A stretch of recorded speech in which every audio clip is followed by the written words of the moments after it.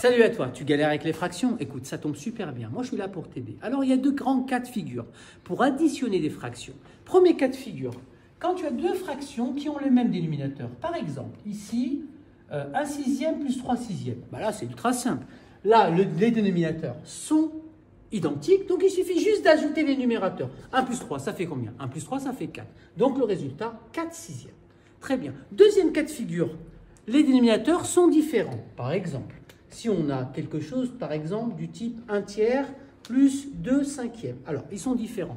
Donc là, on n'a pas le droit d'additionner les fractions telles quelles. Il faut qu'on les modifie pour qu'ils aient le même dénominateur. Et tu vas te demander comment on fait. Alors, c'est très très simple.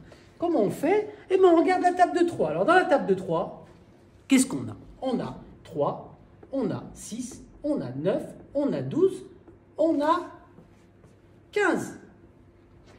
Dans la table de 5, qu'est-ce qu'on a?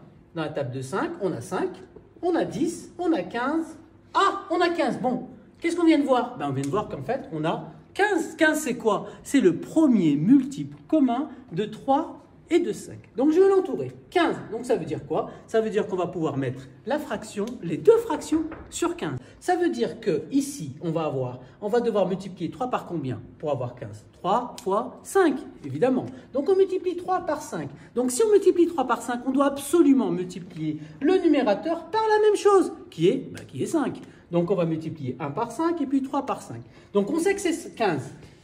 Ensuite, qu'est-ce qu'on fait? Donc, on fait pareil pour la deuxième fraction. Pour avoir 15, on doit multiplier 5 par combien? 5. Donc 5, on doit multiplier 5 par 3. Donc très bien, on multiplie 5 par 3. Mais c'est une fraction. On doit aussi multiplier le numérateur par la même chose. J'ai dit tout à l'heure, il faut écouter. Par la même chose. Donc aussi par 3. Ensuite, donc on a 2 fois 3 d'un côté.